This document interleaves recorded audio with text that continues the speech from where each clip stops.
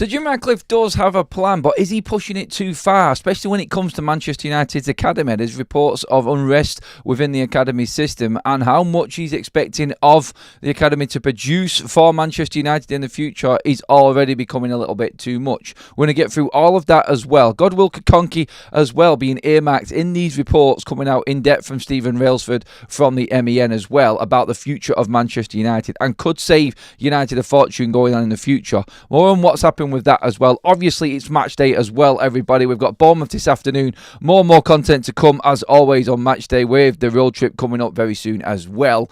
And all of the build-up, and make sure that you're there for after the game as well. This is a massive game for Manchester United today. A tough game for Manchester United today. And I think will be you can only say a kickstart to everything that Ruben Amorim has put in place over his first 8 games into now really kicking on into the depth of the Premier League fixture list, which is getting a little bit much, but still I feel like Manchester United, with the games we've got before the year turns, can make a dent on this league table. So today is huge for Ruben Amorim as well. Of course, I want your live comments in the live chat as well, please, everybody. So get your thoughts on the game today. Let me know how you're feeling, the confidence. We're going to talk about Sir Jim Ratcliffe's push first of all, and the fallout that apparently is happening with Jason Wilcox and tensions behind the scenes with staff that were already there at the academy, which, let's be honest, was Manchester United's brightest spark, really. The one thing that was doing well at the football club, even in the dark days of Murto and Arnold and running the club with just the Glazers in charge,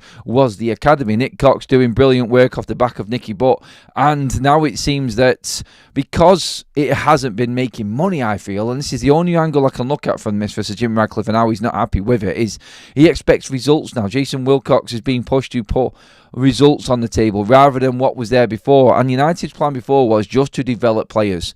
The results came second to the development of players. Now, you could say that Manchester United, yes, we have done well under Nick Cox, and I can see both sides to this argument here, but if United want to produce players like City have and make the money that City have off their academy players, and Chelsea in fact, who have been pretty much steamrolling all over the academy setup and the academy levels in terms of winning the trophies and producing the best young talent that we've seen, you could easily argue that, and making money from it, then United are still a way off. Maybe it has been all great and all nice at Manchester United. Maybe it has been all happy and everyone's great in moving along with what was going on. It was just a nice environment, but maybe nice is not going to cut it. Maybe nice is not what's needed at Manchester United right now. And again, like we said through the other conversations we had pretty much yesterday about the big decisions that need to be made with the first team squad, are there some big decisions coming with the academy as well? I'm just going to read through the actual reports now so you know exactly what I'm talking about and where we're actually up to with everything on the academy front of things. And it's come from Stephen Railsford, who does cover a lot of the academy at Manchester United. I see him there a lot at the under-21s game, covering a lot of the academy games and everything like that. But first of all, just from his report, I want to read out on what Stephen said regarding Toby Collier, because there's a lot to say here on the academy and what's actually gone on. A source said Erik ten Hag really liked Toby Collier, and another source said he records freakish running stats in training that are only bettered by Bruno Fernandes. Collier is considered a leading prospect by Manchester United staff. You can see where this is going with this, in terms of what we're expecting to see, maybe if Casemiro is sold or if we can sell anyone in January. I'll carry on with what's said. Manchester United were very surprised but delighted to sign Toby Collier from Brighton in 2022. He was regarded as one of the finest midfielders in his age group in the country. The opportunity to bring him in came unexpectedly as well. So they are rating Toby Collier. He also goes on to say about Sekou Kone as well, which is Sekou Kone made his first start versus Huddersfield showing flashes of quality, albeit he was still raw, with a high-ranking first-team staff member noting during the match. Sources stress patience will be key as Kone adjusts to English football. Two midfielders there that Manchester United are trying to push through the academy and working well. And this is the side of it that I'm saying from United's side of things and how they see things progressing for the football club. Because he then goes on to talk about Godwill Kokonki as well. Godwill Kokonki joined Ruben Amorim's first training session last month and already showed attributes to excel at senior football. Left-footed centre-backs are invaluable in modern football, and Kokonki could be the perfect fit for Amorim's long-term plans. As you can see on the story going across the bottom of your screen as well, that is where Manchester United are at, and that's the report coming out. And Stephen's structured this right up in a way where he knows, and he has been working with Nick Cox, with Travis Binion and the under-18s, the academy, and the head of the academy, Nick Cox, Binion being the under-18s coach at the time, and working his way through. And he knows an awful lot of people at Manchester United, and definitely a lot of what's going on at academy level with the football club. I've had many chats with him at games at under-21s, and he knows what he's talking about here. So this is where Manchester United are at, and what was going on before, with the possibility and the potential of these players coming in. Like we said before, if Ruben Amorim loves that work rate and them stats and can fit Collier in somewhere, maybe he will feel confident enough in letting somebody go if the right bid comes in, as in a Casemiro, possibly an Eriksen in January. Maybe Collier is seen as a player that could replace someone if United needed to make money. So that's their outlook on it. But INEOS want more. INEOS are after a little bit more in terms of results from the academy, and this is why he's gone in on what's happening with Jason Wilcox and Sir Jim Ratcliffe now. So he says tensions have risen between Jason Wilcox and some academy staff who are under added pressure to produce results. Coaches across age groups are feeling more scrutiny to win games. In the past, they only focused on youth development and not the results. Going on to say, Sir Jim Ratcliffe's club-wide restructure saw highly skilled staff leave, raising eyebrows over certain academy hires, such as Simon Wiles, who left his role as Salford City's first team coach to become Manchester United's under-14s coach. It initially appeared that INEOS's changes to the academy would be minimal, but it became clear that this was not the case, and it's been suggested not everything is as rosy as seems. INEOS need to be careful when tinkering with the academy. Manchester United remain at the forefront of youth development.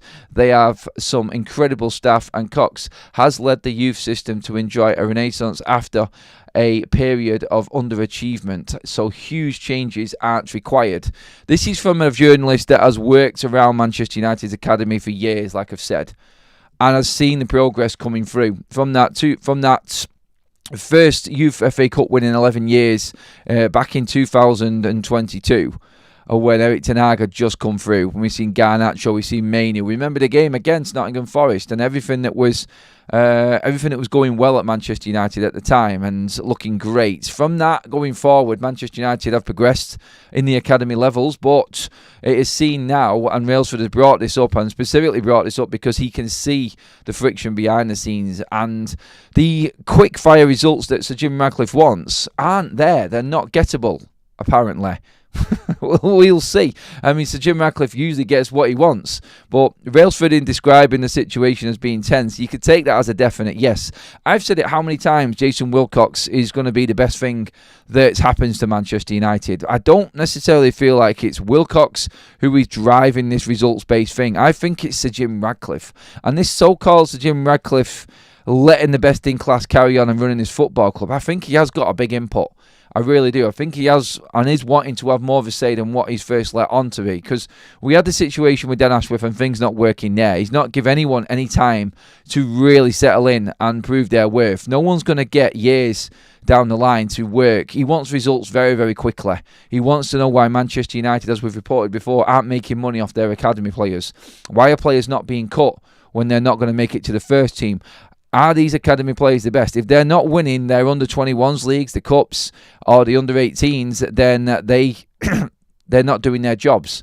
The under-18s, as we all know, are absolutely smashing everything right now. So there's no real issue with Manchester United's under-18s. They can't argue with that in terms of results. But what I think he's getting at, when he says results, I think he wants more players to be available to the first team. Why are these players who are supposedly doing so well not being earmarked for the first team? And this is going inside and in line with them quotes from about 3 weeks ago where Sir Jim Ratcliffe was saying that there needs to be more of a cutthroat approach to getting rid of players. Why wasn't more work done in getting players out of Manchester United? Why is no one pushing from the academy side of things to get these players through into the first team matchday squads if they are good enough and in line with moving players on? That would have worked well in the summer. but it hasn't happened. And this is why, when you're looking at structures and what he was hoping that Dan Ashworth would build, haven't happened and haven't happened quickly enough for him, he's wielded the axe. And that's why Dan Ashworth has gone, because there isn't enough communication, it would seem, or organisation from that level to the first team level.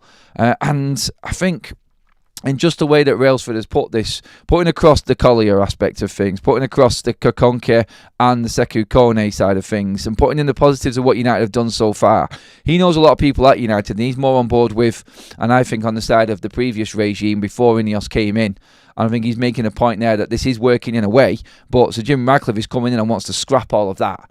I think that's exactly how he structured his report there, I think, and that piece that he's done in the MEA. And I think it's right in what he's saying. It's like, if it ain't broke, don't fix it. But I do think there is an element that the structure and the director of football and understanding of how these academy players have lingered around for so many years before and not gone anywhere and not made any money off, haven't really pushed Manchester United forward on that side of things. I think he can argue that point, but how quickly can he make this work? How quickly is he expecting things to change at the football club? I think that's the question you've got to ask. And I think that's what journalists like Stephen Railsford are saying there as well. They're saying, what can you expect in 5 months?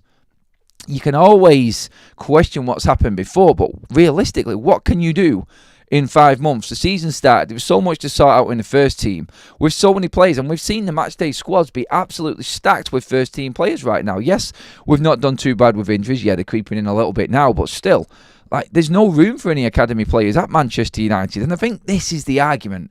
I think he wants people from the academy to push onto the people at the first team. He wants someone in the middle that is going to get that result. And that's now Wilcox. So he is in the firing line being pushed on by Sir Jim Ratcliffe to get results from the academy to then prosper the first team.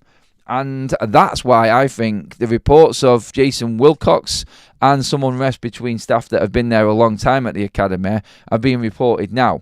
I don't necessarily think this is a Wilcox issue.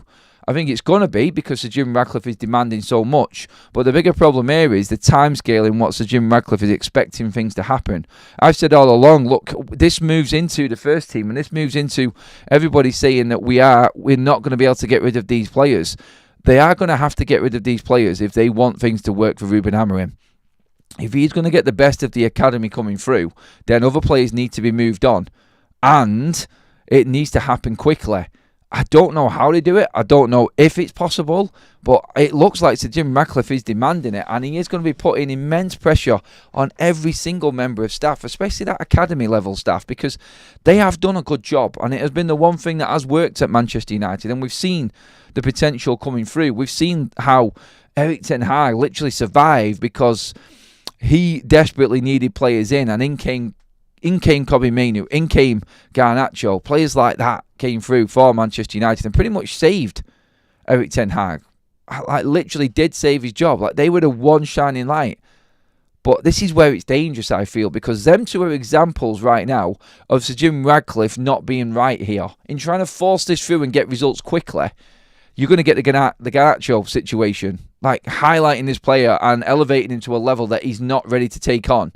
And this is where I think he's gone a bit too gun. He's gone a bit too gun happy, trigger happy. Sorry, is the right phrase there I was looking for. And getting rid of Dan Ashworth when he's not had a chance. Yeah, obviously there were issues with Dan Ashworth, and I do believe that there were too many staff in there already.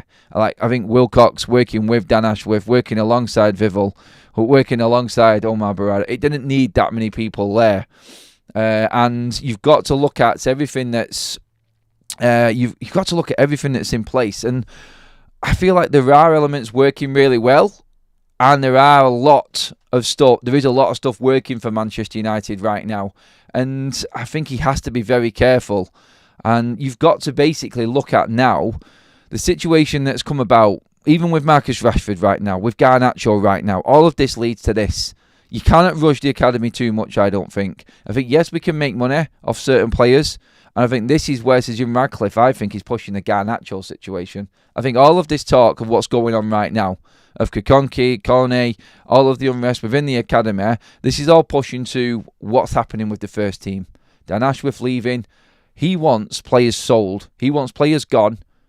And he wants money made off these players. And you could even add Rashford to the academy on that one. and add Rashford and Garnacho in there as like, right, we can make serious money off these players. And I think that's the angle that we've got to go in on all of this as well. So I think reality tells us that we are going to see the likes of Collier come through. I think we can now see Casemiro possibly being pushed out. Definitely Eriksen. I think that's how we're looking at it. The reason why he's going to let the likes of Eriksen go and not be many available suitors to come in to fill that void maybe in the January transfer window, I think he's looking at some of the academy players coming in and filling in the first team spots. I really do. And I think that is the angle of this until we get through to the summer anyway. Look, I want to get your thoughts on this because it's all leading towards what might happen today as well. Are we going to see Garnacho? Are we going to see Marcus Rashford in the squad today? This is where it's important to look ahead now to what Manchester United under Ruben Amorim need to do today. I feel like we're in a position where right now he's stuck between a rock and a hard place. That is Ruben Amorim. I think, do you know what? There's part of me, I'm sat there last night and I'm thinking, Rashford today, does he come in? Is he forced to come in because of squad depth? I don't think that's the way with Ruben Amorim. I honestly don't. I would not be surprised if Rashford isn't involved. He's definitely not starting the game. I'm pretty certain of that. I would say that Marcus Rashford, at best, he's going to have a place on the bench and he'll be lucky to get on. I think just seeing his face in and around Old Trafford again is all he can cling on to right now. And I think it'll be Ruben Amorim testing Marcus Rashford today. If he does come back into the squad and he doesn't play a big part, it'll be another part of it because that will be 2 matchday squads he's not been involved in and also not getting on in the third game as well, not starting a third game.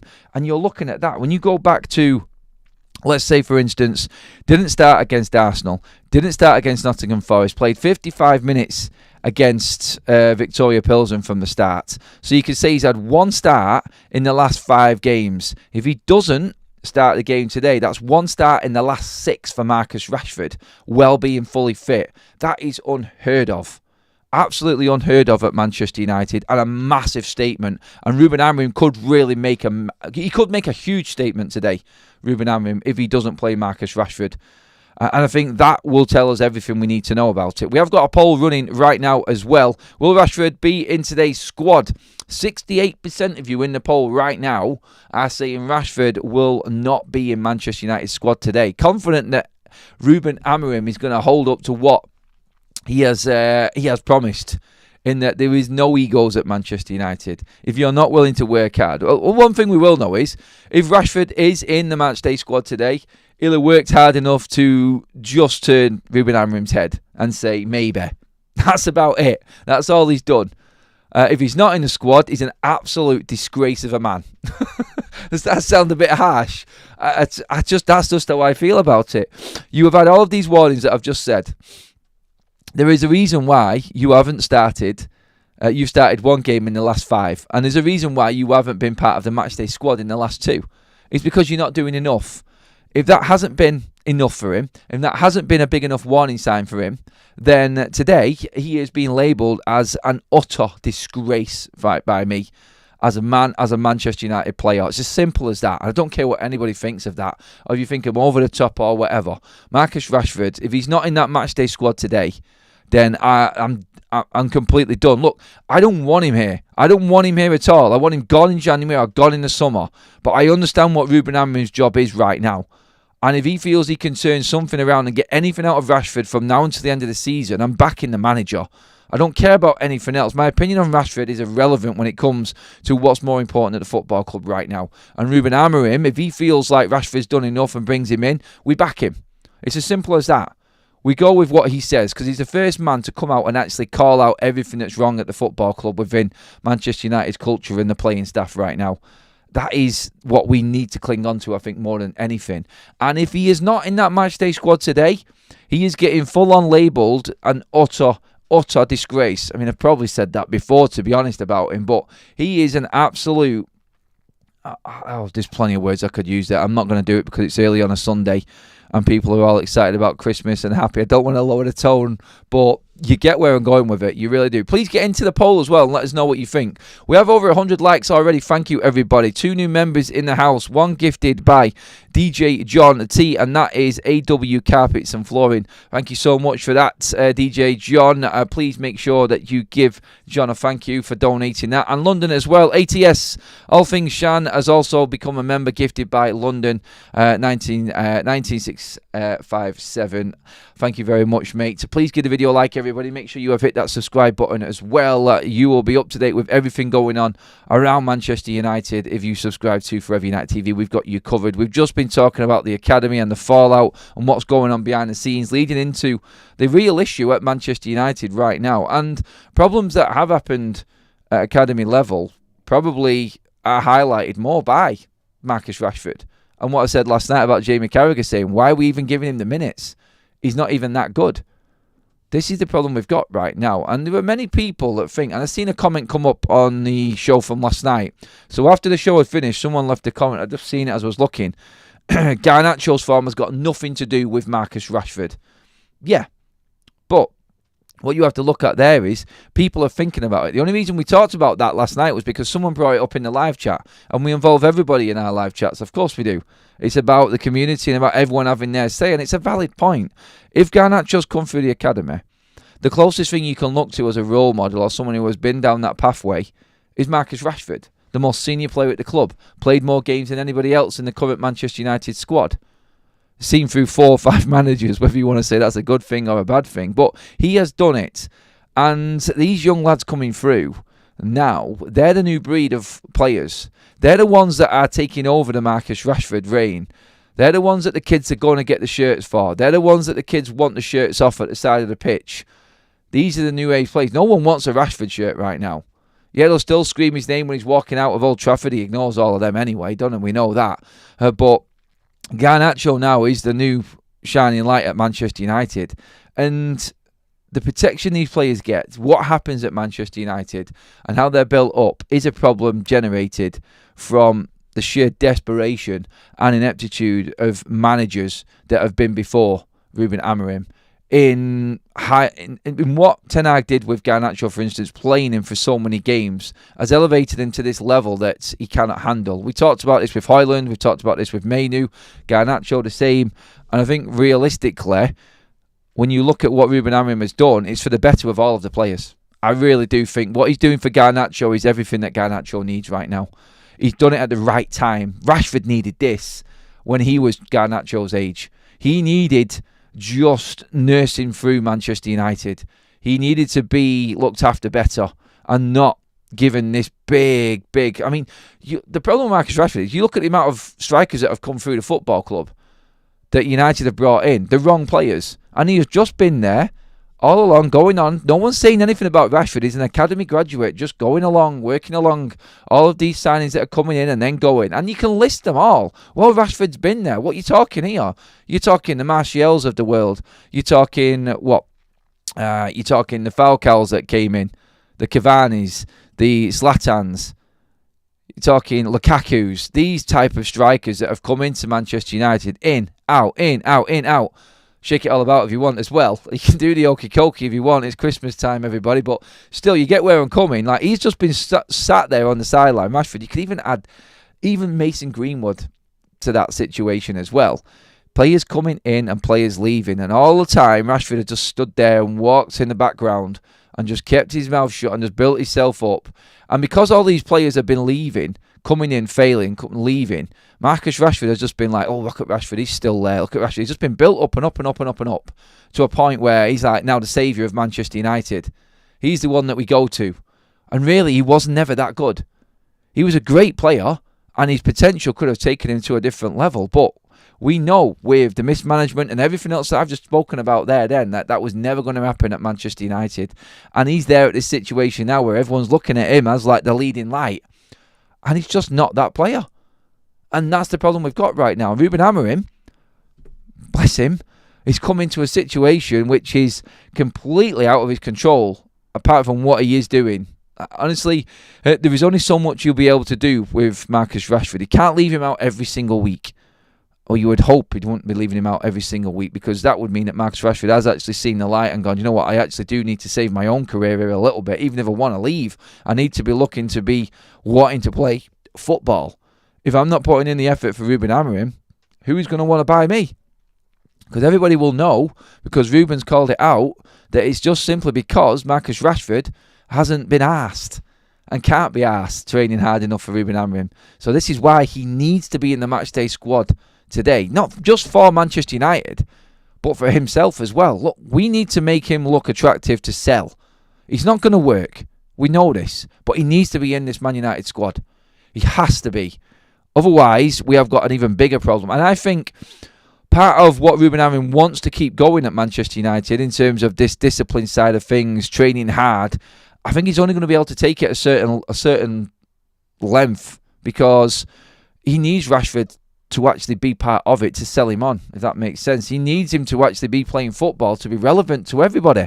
So that's, I think, his biggest problem right now. Whereas everything is great and what Ruben Amorim is doing is fantastic, still the biggest problem in all of this is actually making Rashford look appealing to actually get rid of him. And I don't know how he balances that. And that is his biggest challenge, I think, Ruben Amorim's. But look, when it comes to the football, I want everyone in Manchester United's squad to be playing. I want them all to be playing well. I want them all to be playing for Ruben Amorim. Unfortunately, we've got a long way to go before we can start getting rid of players. So, yes. I just feel like right now we're in a position where today's game, you're looking at it, and it can prove to a lot of people that we can move on. It can prove to a lot of people that Ruben Amorim has got a grip of what's going on at Manchester United, because Bournemouth, I mean, my God, Bournemouth are going to be a tough nut to crack today. And when you look at the opportunities that have opened up for Manchester United in the league table now, when you look at everything that's going on in the league and the teams above us that are losing games, City have fallen off a cliff completely. I don't even want to give them the minutes. They don't deserve the minutes, to be honest, in talking about it. But they're a team above us right now who are falling away. And it proves that anything is possible in this league this season. So when you look at everything that's happened, like Brentford losing yesterday, we can take over Bournemouth today if we beat them, and Brentford, and Brighton dropping points yesterday as well. The league table doesn't lie, and everybody's got an opportunity. Everybody can beat everybody. We know this. Well, Manchester United have to have their sights firmly set on that fourth position. If Nottingham Forest can be there, Manchester United can be there. That's how we have to be looking at this today. It's a massive game for Ruben Amorim and Manchester United, because Bournemouth have had a full week off. Bournemouth have had the full week's preparation. I don't know what squad they've got in terms of who's available. They're just dangerous. They're just a dangerous team. And I look at what they've done so far this season. I mean, beating City.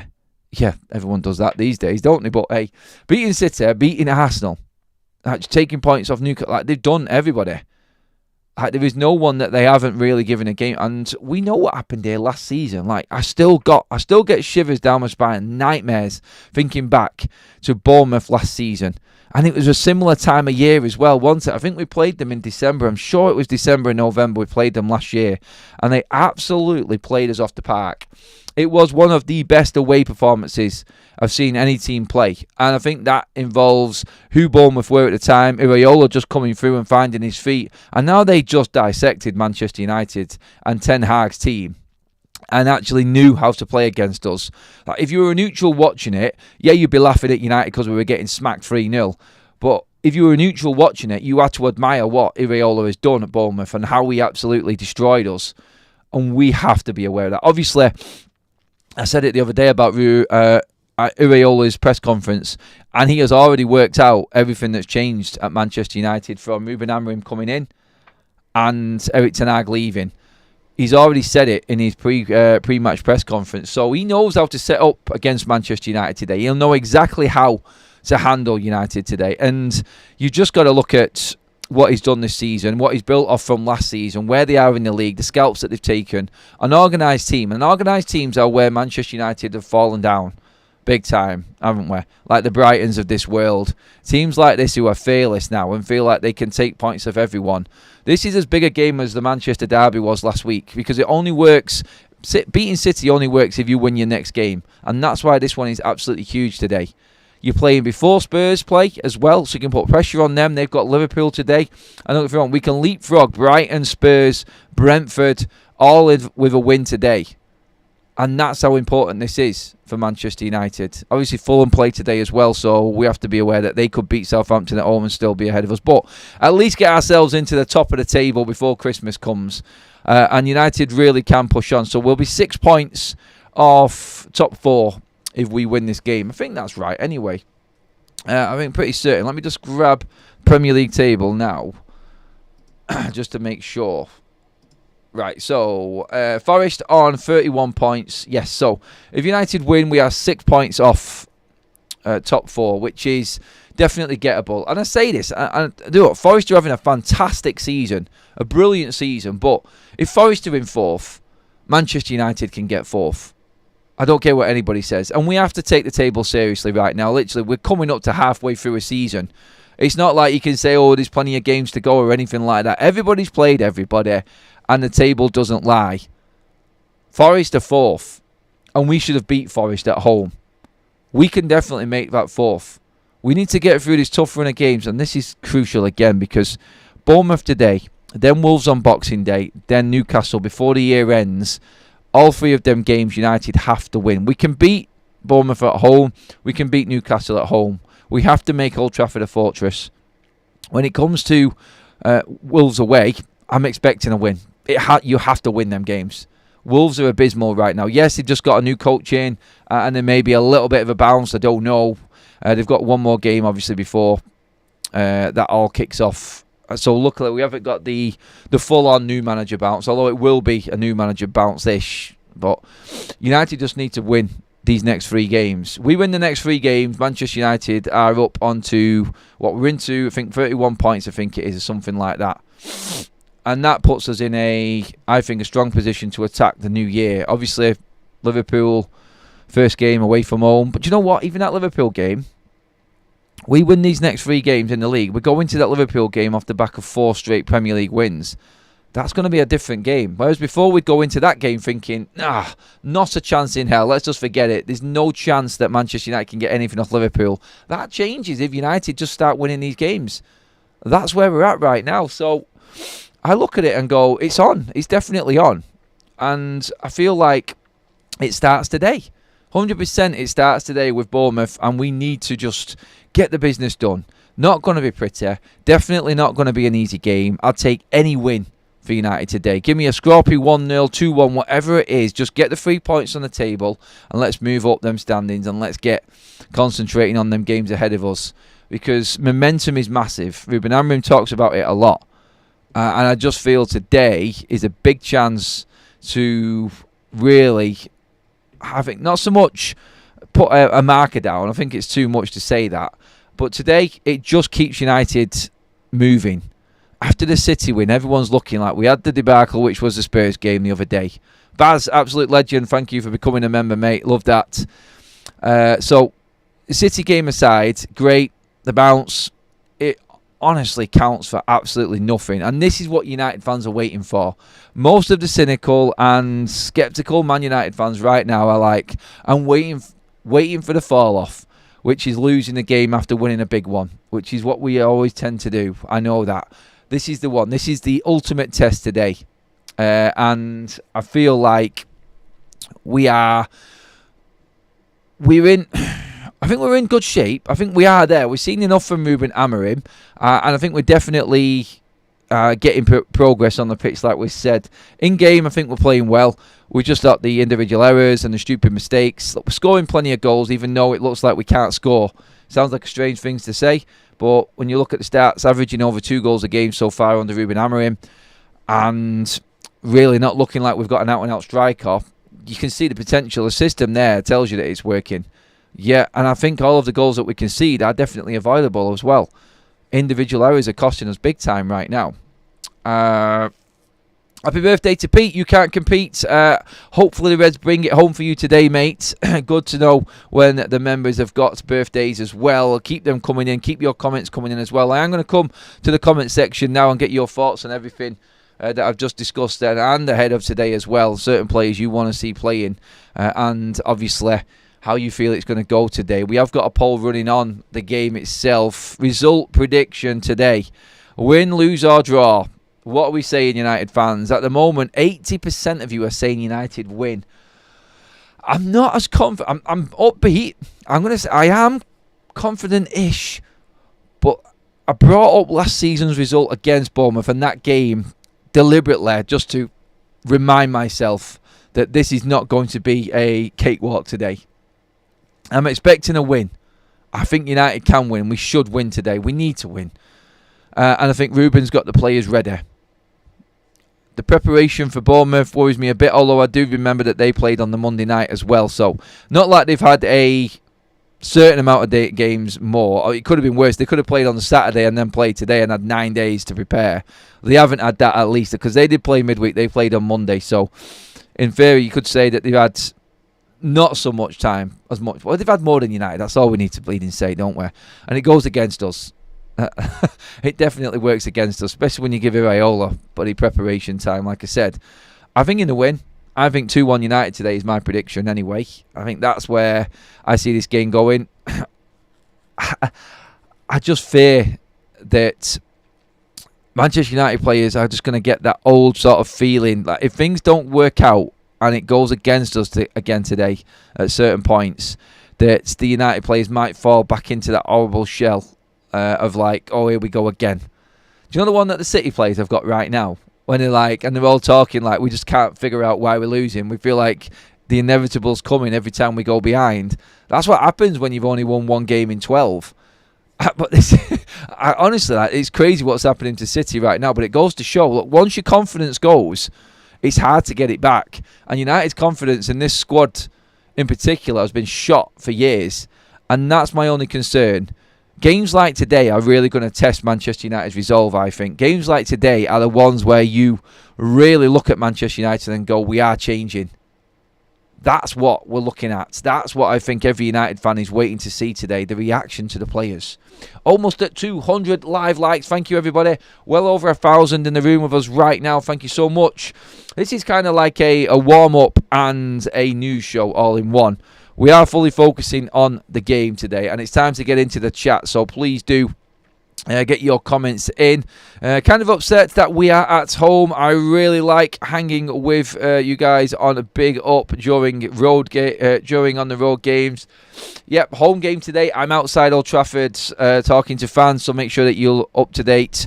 You subscribe, your notifications are on, so you know when we're dropping all of the fan opinion after the game today as well. So that will be coming thick and fast as soon as we finish. Then I will be back, hopefully with Jay, for the breakdown show, which will be after the Liverpool and Spurs game later on this evening as well. So live now, we've got the road trip coming up as well. We've also got the content after the game, the reactions from all of the fans, and then we've got the live show later on this evening as well. It will probably be at the usual sort of 6:30 time after the Liverpool and Spurs game, so make sure that you're tuned in for that one as well. Anything you pick up from the game that you want to get off your chest or talk about, then we are live later on as well, covering all angles of what is happening today. Amorim took the United after Erik ten Hag effed up at the start of the season. I swear we were 13th then too. In my honest opinion, he's got a free run until summer. Just don't get relegated, rotate and expose all the snakes. And B, no chance of getting relegated. I think he's exposing the snakes, as you call them. And I think he is getting more out of this squad than Erik ten Hag did already. I really do. I mean, ten Hag couldn't beat any of the big teams, could he? And that result against City should be the one that these players look back to. If you're structured, if you're organised, if you're listening to a manager's instructions, you will win more games. And that game they have to look back on and say, that's what we need to be doing. That's the game. And then move that in. I know it's lesser opposition, and there's always that concern that you can't get up for the lesser, so-called lesser teams.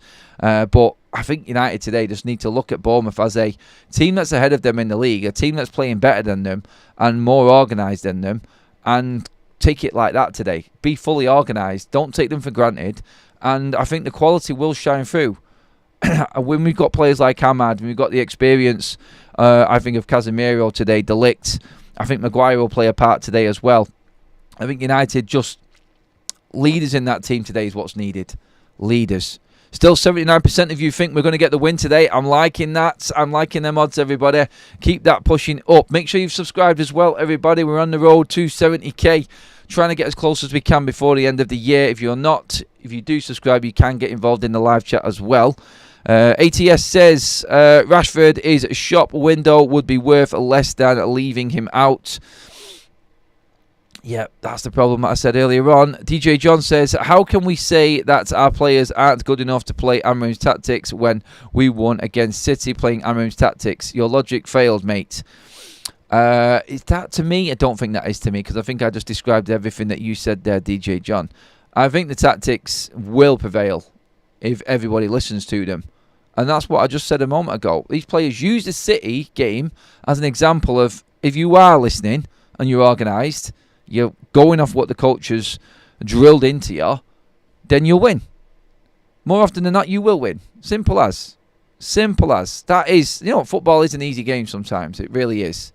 DJ John, who has just renewed his membership. Thank you, DJ John. He's now a gold member as well. Absolute legend. Thank you, John. Love that, mate. Kieran says, all it needs to click today... it all needs to click today, and if it does and we win 4-0, I love that, then it will be the start of the revolution. Once we see the Reds thumping teams, that'll be the ball rolling. I think we have already thumped Everton. The signs are there that we can actually smash teams at Old Trafford. Look, just be confident. I think Ruben Amorim instills a confidence in these players that makes them believe that they can play football, and we've seen it. Some of the passing that I've seen Manchester United players in these games, City, against Tottenham the other day, against Arsenal, big away games, intimidating atmospheres and stadiums, and they have been more composed on the ball than I've ever seen Manchester United. We're dealing and we're dissecting presses, we're passing through presses, there is progression through the lines. Yes, we've got a problem in the final third, but up to that point, Manchester United look really good. You look at their possession stats in these big games right now. Beforehand, I wouldn't expect United to be anywhere near having the majority of possession against the likes of Arsenal, City or Spurs.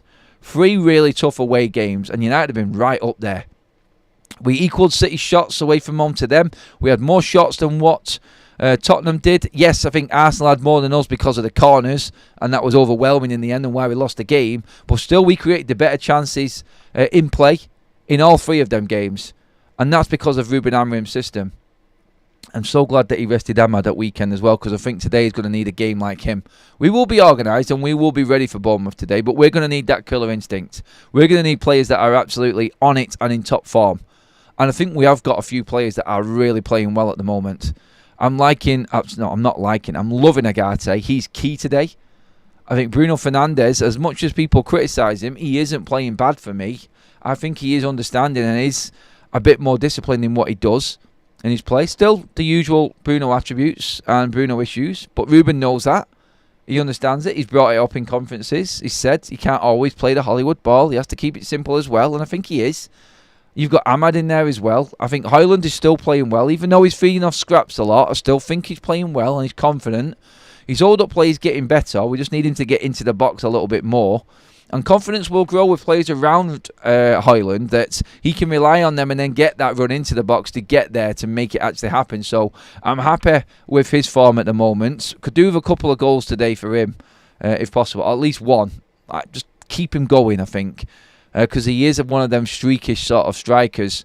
And unfortunately, he's come up against City and Spurs away right after that game in Pilsen where he scored 2 crucial goals for us. He could just do with a couple of smaller, lesser games where he could actually get a couple of goals maybe, but tough all games. I feel he's just been unlucky with the fixture list. Otherwise, I think he would have gone on a bit of a run, but we do need him to still come forward in the bigger games as well. I get that, but when you look at the players that we've got, Mazraoui in form, obviously Agate. I'm liking the look of the back line. I like Yoro against Spurs. I would play him today. I would play Yoro again today. I think he's athletic and I think he gives us that speed when it comes to dealing with Bournemouth, because they are quite quick on the counter-attack, Bournemouth. I watched them against West Ham on Monday. They moved the ball very, very quickly. It was a good sign that West Ham were able to hold them out, and they are gettable. And I'm hoping today Manchester United are aware of the qualities that Bournemouth bring, and we do counteract that as well as playing our game. We cannot just think we're just going to go and absolutely take Bournemouth apart. They will catch us on the break very quickly. They are dangerous. A good point, Adam, about possession. It's certainly a good base to start from. Need to sort out the set pieces, though, defending and attacking. Excuse me. 100%, Andrew. We don't score from corners. We can't defend corners. Constant set pieces, in fact. It's a constant issue. If you take that out of United's game right now, we'd be even further up that table. We'd still be in the Carabao Cup. That's how simple it is. The game itself, in gameplay, is working well for Manchester United. There's only so much Amorim can do, like we've said. Like, what can we expect him to realistically do and change in a short space of time? He's doing everything he possibly can, I think. And I think gameplay and the style of play is first and foremost. I think that's what we are seeing. The rest of it, still need work on it, to be honest. Highland will get his first hat-trick before Rashford does, starting tonight. I hope so. I do. Anyone know if De Ligt is back in training? He was sick last weekend. We might see Maguire start. No, De Ligt, I think he's back. I think he is training again. So again, United have shut down all of communications with the outside world since the incidents. Notice how we've not had anything leaked out yet. And we're not far away. It's game day. And there's no teams been leaked out yet. That's United's work there, right in full effect. It really is. And yeah, let's see what comes. Look, the road trip will be up soon, where I'll go into a bit more detail about what I think United will do today and my feelings going in. That's coming up very soon as well. Thank you so much for being part of the morning show, everybody. Love that. Good to see so many people in the room again. Thank you, all new members. Thank you, donated memberships as well. Obviously, Baz and DJ John just renewing theirs, and DJ John and London also donating as well. Please give the video a like on the way out, and that should take us to 300 live likes again, which is epic. I love that, Mark. The poll, before we go, your result prediction, everybody. The poll has said that 78% of you feel United will win today. A draw, 13%, and 9% of you have gone with a Bournemouth win. I'm liking them numbers. I'm liking the confidence. I'm liking the vibe. Let's continue that into the game. Oh, God, please. I don't want to be going into Bleeding Christmas on a defeat. I can't stand it. I cannot stand it. But 300 live likes is a good start to the day. Thank you so much, everybody. That means that United are going to get the win today. I'm telling you right now.